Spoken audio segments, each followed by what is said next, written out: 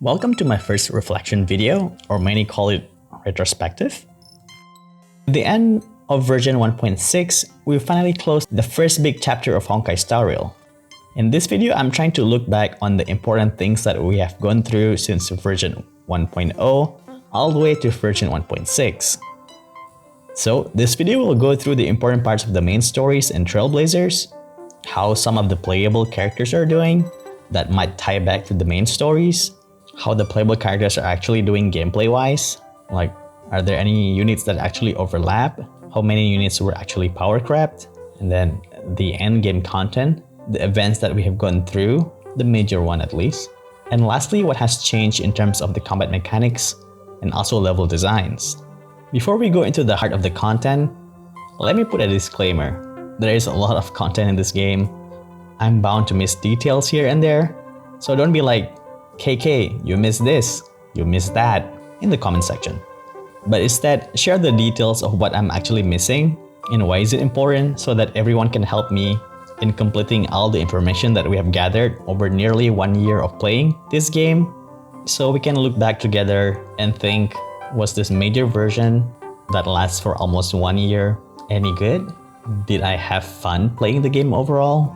Am I still looking forward to play the game and continue their journey as a trailblazer, so on and so on. So for those who actually comment in the comment section, thank you so much in advance. As you guys have heard, there's a lot to talk about, so I'm going to divide into parts, probably 2 to 3 parts. That way we could just focus on a few things at a time and have a more focused discussion in the comment section instead. But once all of the 3 parts finish, I will combine all 3 parts into one for those who wants to marathon the whole retrospective in the future. The first part of this video will be dedicated to story only. We're gonna briefly going through all the things that we have encountered so far from each locations and also what could happen in these locations in the next update.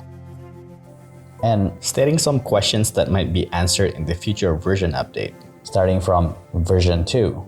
Let's get started. First, I'm going to talk about the story so far. I'm trying to go through most of the main plot and bringing some subplots that might be relevant for future events. Bear in mind, there's a lot going on Honkai Star Rail, so if I miss some plot points, do share about it in the comment section once again. Before I forgot, the purpose of retrospective of the story, the purpose not only to get a quick summary of the important stuff that we have seen through our journey, but also keeping track of all important plot points. So in the future, when we revisit this video, we could still remember exactly what happened in version 1. And also, if there's still some plot points that were mentioned in this video is not solved in the future, we could always come back and get a little bit of a refresher on the topic and perhaps fill the version survey saying that I hope the developers are not forgetting these plot points, since Honkai Star Rail is a pretty big game and they might end up forgetting some important plot points that needs to be addressed, be it in terms of the main story or character story. Alright, let's begin. First, let's talk about everything that happened in Herta Space Station. This place pretty much is the beginning of our journey. From the intro, we know that the Trailblazer is related to the Stellar Hunter, and we are left with the Astral Express on purpose, and now we are journeying with the Astral Express to find a reason why we're left there, while at the same time trying to find purpose in the Trailblazer's life, since they pretty much don't remember anything about themselves. The opening of this game is still so magical in my memory. And we also know that there's a force of destruction that is at play, so we are pretty much introduced to the main villain of the game so far. And also, this is the first time that we receive a gaze from an Aeon, which in this case is Nanook. But as of now, we still don't know the significance of that in terms of lore. And the second important thing that we learned from our story in Herta Space Station is from our recent update, 1.6. Here, we were also introduced to another faction of destruction, the Everflame Mansion, that is being led by the Duke Inferno, or with its real name, Ifrit. That is overly obsessive with Nanook and has a good taste for destruction. They tried to destroy the Herta space station from within, but ultimately failed. This was just an introduction for many great plots that are going to be unveiled in Penacony. As we have seen from the latest trailer, and these characters are awesome by the way, you could see that the force of destruction doesn't rely on brute force only, like the Antimatter Legion. There are those who are in the shadows that could orchestrate a plan from far away. So basically, they're a bunch of smart people that is working for Nanook's cause. This one doesn't really exactly occur in Herda Space Station, but we also have come across another group called the Knight of Beauty through Argenti. And these knights, despite their Ion has disappeared, they still truly believe that their Ion Idrilla is still out there somewhere, and it is their duty to find her, while praising Idrilla wherever they go. Trailblazer has formed a really good friendship. I played as Kalis. I don't know if Stel has a different conversation. So Kalis has developed a very good relationship with Argenti. Few names of the Knights of Beauty has been thrown to us in Simulated Universe. So in the future, we're expecting to see more of Argenti, or perhaps with another member of Knights of Beauty. Maybe perhaps one Knights of Beauty every major version? And the second place that we visited was Yarilo 6. This is our first big world, since our space station aren't that big. Plus, we get to meet so many great characters in this planet. Additionally, we're also getting a good sense on how the Astral Express operates, and certainly we are making more allies, perhaps for future confrontations. From this world, we also know what a Stellaron is capable of doing, and why is it called the cancer of the world. One Stellaron can freeze a whole planet that almost wipe out the entire living organism in that planet. Other than that, we also know that a Stellaron could manipulate others to do what it wants to do, just like how it manipulates Cocolia, which kind of makes us wonder what exactly will happen if the Trailblazer Stellaron goes out of control. How it will affect the Trailblazer, the people around them, and the surrounding environment. And then moving on, here in Belobog, we'll also learn about the existence of the Mask Fool group that follows the Ion Aha through Sampo. From what we have seen so far, this group always creates changes for the sake of amusement wherever they go. Like Sampo assisting the group out of nowhere and then disappears, then help again at the right moment. Very unpredictable, and we all could tell that this guy is having fun. To see the chaos unfold. Or other members like Giovanni that is creating amusement through the Ethereum Wars, even though he gets mostly nothing out of it. Or Zhong Shan with the Unshackled side quests. So we have seen a couple of Mask Fool members in this major version 1. I would assume we're going to see a lot more of them, especially with the introduction of Sparkles. And maybe we can get a Sampo story quest. Along with how chaotic Penacony might be with so many factions gathered there, especially with the Mask Fool and the Everflame Mansion going there as well. The other important things that we have seen in Yarilo 6, I think, resonance with Stellaron. Since now we know that when there's a Stellaron present in an area, Trailblazer would be able to resonate with it, which in Yarilo 6, Trailblazer able to glimpse a past of Cocolia and how she's affected by Stellaron over time. We don't know at the moment if each Stellaron would have different kinds of effects, or depending on how long they have affecting a world, would make them powerful or have a stronger resonance with the Trailblazer. But from what we know so far, from the two Stellarons in Yarilo 6 and Luofu, one is able to cause a major change in the environment, while the other one is able to revive an ancient artifact, like the Ambrosial Arbor. We have no idea exactly the power of the Stellaron that the Trailblazer hosted. If anything, probably has something to do with receiving the gaze of an Ions through a dangerous situation, or maybe life and death situation. And once they receive the gaze, they would be able to neutralize the effects of that danger on the Trailblazer, while at the same time unlocks a new power for themselves.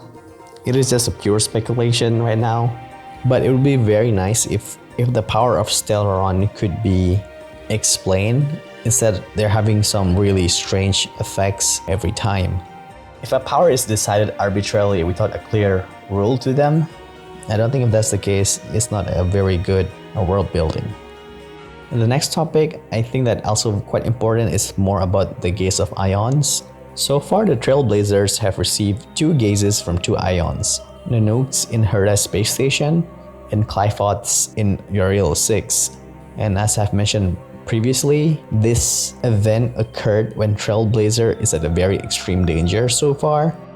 In Herda Space Station, when they protect March, they received the gaze, and in Uriel 6, when they were stabbed by Cocolia with the lance, they received Clyphots' gaze. And if you think about it, in Luofu, they did not encounter an extreme danger themselves. It was Jingyuan that almost died, and hence they didn't receive any gaze from Lan the Hunt. It's a pretty interesting theory, but we only have 2 instances so far. It is difficult to draw a solid conclusion. We can only see in Penacony, as we might get a new path for the Trailblazer there. Maybe that's when we're gonna get another gaze. Will the Trailblazer almost die again? I'm really looking forward to see if the theory was correct. Also, it kind of makes us question whether the objective of the Stellar Hunter with us is to receive the gaze of all ions that has playable paths. Interesting theory, I think. And I think the last very important point is that Uriel 6 was also the moment we get in contact with the IPC, perhaps the biggest organization that exists in the world of Honkai Star Rail. There we met Topaz, a shrewd character but still has some compassion within her. We get to see some low ranker that seems like they don't have a great life working for the IPC, and they seem a little bit of evil. But through the incident in Uriel 6, we could tell that they have so much power that they are willing to seize an entire planet and antagonize the whole residents of that planet just because they can't pay their debt. And you could tell that they doesn't seem like have that much compassion as an organization, even though they know Uriel 6 has been isolated by Stellaron and the brink of extinction for hundreds of years. Currently, we have no idea what is the main purpose of IPC outside managing the economy of the world, and they're claiming to work for the sake of the preservation. We're going to meet Adventurin in Penacony. Perhaps more information about IPC will be shared there. Phew, that's a lot to cover from Uriel 6. And now let's talk about Xianzhou Luofu.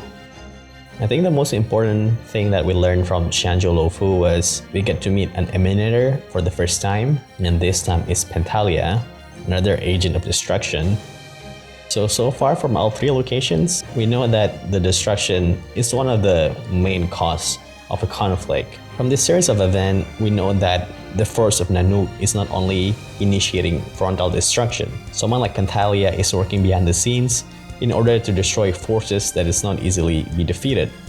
Or just like that I've mentioned previously, Duke Inferno back in the space station tried to do the exact same thing in Herda Space Station, a destruction from within. With Duke Inferno most likely going to show up in Penacony, perhaps we're going to see more influence of the force of destruction there.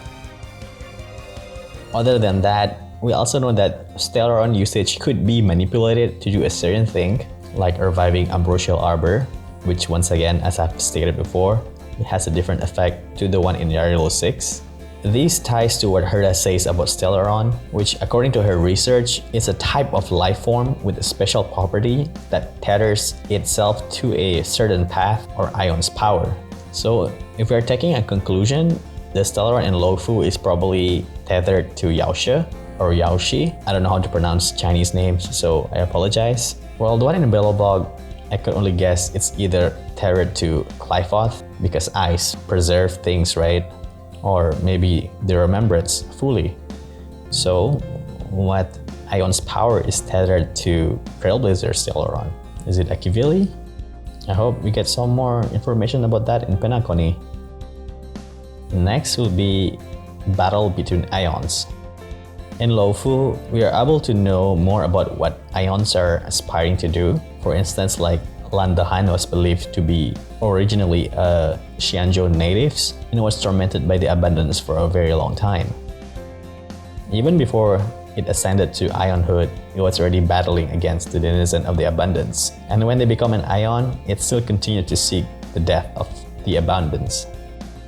From this, we know that Ion is capable of waging war against each other that even involves their followers. And maybe Trailblazers and Astral Express will be involved with such war themselves in the future. Okay, what else do we know? That's right. A question that we raised back in Herda Space Station, the objective of the Stellar Hunter.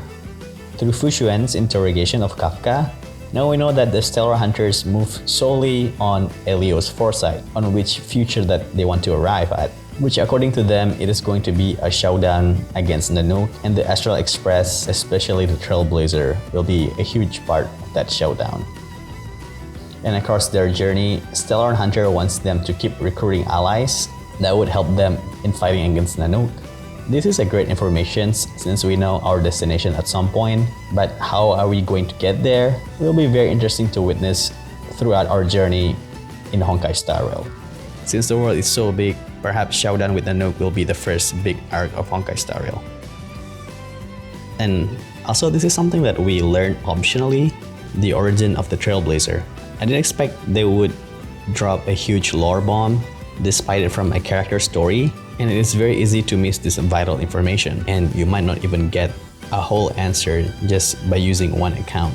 So basically, through Kafka's story, if we are able to discern which information is true and which one is false, in a nutshell, the Trailblazers are like a homunculus, so pretty much like Albedo for those who play Genshin, that is created specifically to host a Stellaron, and we were for sure a part of the Stellar Hunter and like a child figure for Kafka. I've talked about it in length in my Trailblazer vs Traveler video, so check that out to get a more detailed explanation about it. I think last but not least will be about the High Cloud Quintet. Xianzhou Luofu managed to wrap up Danheng character arc quite nicely, at least that has something to do with his past, by resolving his past issue to a certain extent and accepting his past self and decide to live his life as Danheng of the Astral Express. He still has a score to settle with Blade, so his character story is not over yet. And also, all of the Quintet members still have their own role to play in the larger plot. Bai Heng most likely has reincarnated as Bailu, and she will only grow and mature as a doctor and a high elder, which perhaps her power will be needed in the future. Jing Yuan is going to retire as a general and working as instructor instead, at which he will continue to foster the growth in the Luofu, and he made a promise to help the Astral Express when they need it in the future confrontation, perhaps against Nanook. And maybe in the future, he will be the person that deal the final blow against Penthelia. We'll have to wait and see about that. Blade, as a member of Stellar Hunter, will continuously assisting Elio to realize their plan, and perhaps one day he will be able to settle his issue with Danheng and find a way to break free from his curse of Yaoshe immortality. And lastly, for Jingliu, her arc will still continue, that's for sure, as we still barely see the true nature of Otto of this game, Mr. Locha himself. Her fate is intertwined with Locha, so we will be seeing these two again in the future, that's for sure. And perhaps their story will give us a big hint on how mortal can slay an Ion, as both of these characters have an objective to kill Yaoshe. Phew, that's a lot of information that we have learned across 3 worlds. I'm sure I'm missing a lot of important informations. So if there are more informations that you think is very important to the overall plot of the story, at least to the main plot, do talk about it in the comment section, so some others could read about it, and maybe in the future we're going back to see this video and reading the comment section, trying to remember exactly what happened at the very first major version of this game. Now we are moving to the second part of this retrospective for the story, mostly speculation on what would we see in these locations in the future update, maybe as soon as the major version 2. And back to Herda Space Station. First, Simulated Universe is going to be continuously updated since it is the only place we could learn more about the lore of the Ions, maybe even some important organizations like the IPC, like in Gold and Gears. and though it is quite fragmented and quite difficult to comprehend. Maybe eventually, through the simultaneous universe, we might learn more about Akivili themselves. Just want to praise a little bit. It is great that some of the lore is presented as a reward, since I'm quite sure many people wouldn't read the in-game readable. Heck, I don't even know how many people actually care about the story at this point.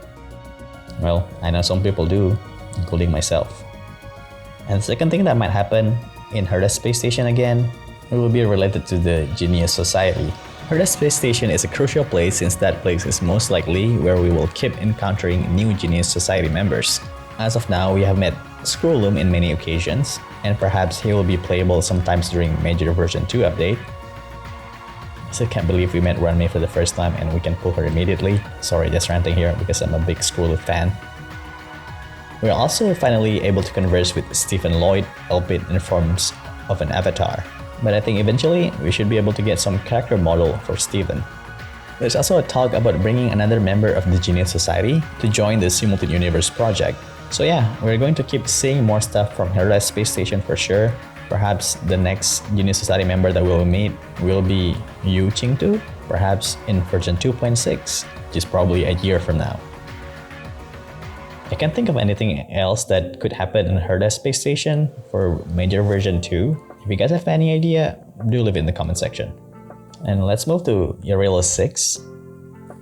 I'm not sure what could happen in Yarilo 6 for Major Version 2, since I think pretty much everything that is important there has been wrapped up quite nicely, maybe except the recovery of Belobog.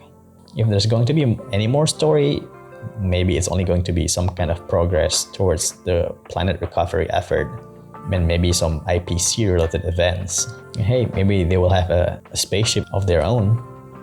Oh, and also in the Pillars of Creation zone, there's still a bridge that we are not able to cross yet. So I would assume there's going to be a few more zones unlocked for Belobog in the future. Another plot points that I can think of is maybe Scrollum visit to Yarilo 6. After the story between Belobog with IPC, we had this dialogue when you talked to Svarog, at which Svarog received a letter from Scrollum. If Scrollum going to be playable sometimes during Major Version 2, I think it is either during this story or something related to Space Station again. I don't know what else that could happen in Yarilo 6 that seems relevant story-wise, but I really hope that whatever they do with Yarilo 6, it is more than just small lore explanation or like a little bit of world building again, like Genshin likes to do. And instead, they should show more other factions at work. More IPC, more Max Fools, more Knights of Beauty, and many other factions. So yeah, I have a big hopes for the writer here. And last but not least, the Xianzhou Luofu. Unlike Yarilo 6, there's some stuff that still not fully wrapped up in Luofu yet. First will be the fate of Locha and Jingliu, and Tingyan, remember, Tingyan, after the Quintet story conclusion. We know that Locha and Jingliu are letting themselves caught on purpose, since they didn't put much resistance against Jingyuan and the Cloud Knight. And it seems they have something they want to get from the Ten Lord Commissions, that most likely very crucial for their plans to slay Yao She. As for Tingyan, many still believes that she is alive and people speculate she is inside Locha's coffin. So let's just keep our hopes to our best F2P support that she's still alive. And I'm still quite upset that so far we don't see much Locha at all, and he's supposed to be the Otto of the game. And probably another thing that might happen in Xianzhou Luofu, we might return to Luofu to get some introduction to the other Xianzhou ships. Maybe first we are meeting some of the people visiting from those ships. And also, the Trailblazer still hasn't received the gaze of Lan yet. I can't think of many other factions that worships Lan. There's the Galaxy Ranger, but I don't think they're as big as the Xianzhou Alliance. So the chances of seeing the other Xianzhou ships are quite large, and perhaps the first introduction will be in Luofu. Well, that's all the things that I can think of in terms of what could happen in these three places. They have done a stellar job so far in introducing all the characters in each updates. The Trailblazer Continuing story is very focused on that particular location, but they do add more information regarding the world at large. Like during the Ethereum Wars, we get to see Giovanni as part of the Fool's Mask. And we get to see not all of the masked fool is as weird as Sampo. And at 1.5, we get to see more about the judges of the 10 Lord Commissions, while at the same time learning about Heliobis, which some people speculate that Pentalia could be a Heliobi. So they do contribute for the plot at large. And that should conclude part 1 of this retrospective series for Honkai Star Rail Major Version 1. And once again, thank you so much for listening all the way till the end. And once again, I apologize if I missed any informations since this game is freaking huge. So write anything that I forgot to mention in the comment section. Also press like and subscribe button to support my channel, and also press the bell notification button so you can get notified for part 2. Since part 2, we're going to take a look at every single playable characters in Major Version 1 and see if there's any overlapping roles, power creeps, and how well designed are they, since making a game that has many characters and keeping them balanced, unique, and staying relevant for a long time is not easy. So let's see if after almost 1 year, is there any character that actually fall off so much that they become practically useless? Anyway, look forward to part 2. I'll see you very soon. Hopefully I can upload it by next week. So, until the next video, stay sharp gamers.